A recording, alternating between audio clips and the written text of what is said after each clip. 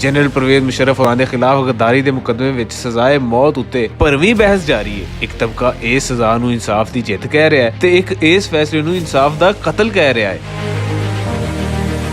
कानून दे माहरां दी राय भी तकसीम है, पर अमूमी तौर उत्ते वेखिया जाए ते यह फैसला दुश्मन मुल्कां विच पाकिस्तान दी जागरसाई दा सबब बन रहा है। परवेज मुशर्रफ होरां दी सजा उत्ते फौज दे तर्जमान भी इहो ही आखिया कि साबिक सदर ते आर्मी चीफ ने 40 वरे मुल्क दी खिदमत कीती, वो गद्दार किवें हो सकते ने।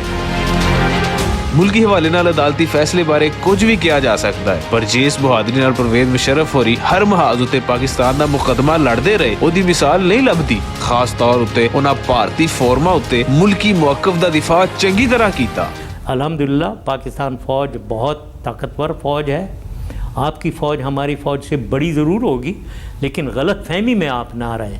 भारतीय मीडिया ते उन्हां दीयां दलीलां ते दबके तो उंज ही चालू सी जिवें कां गलेल तो या कुत्ता वट्टे तो चालू होंदा है। अज उस शख्स नूं सीधा ही गद्दार होने दा सर्टिफिकेट दे छड़ना कई सवाल पैदा करता है। प्राइम मिनिस्टर मोदी हमारे प्राइम मिनिस्टर नहीं है।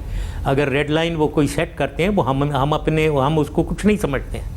हम ये नहीं ये रेड लाइन देना कि पाकिस्तान के वो APHC से ना मिले, ये बिल्कुल नामंजूर है पाकिस्तान को। ये कोई रेड लाइन हमें मंजूर नहीं। अजय फैसले नाल ये तासुर वध रहा है कि साडियां कुछ अदालतां जिवें अजय फैसले कर रही ने जिहड़े शोहरत दा बास तां बन सकदे ने, पर इन्हां नाल इंसाफ दा बोलबाला नहीं होवेगा।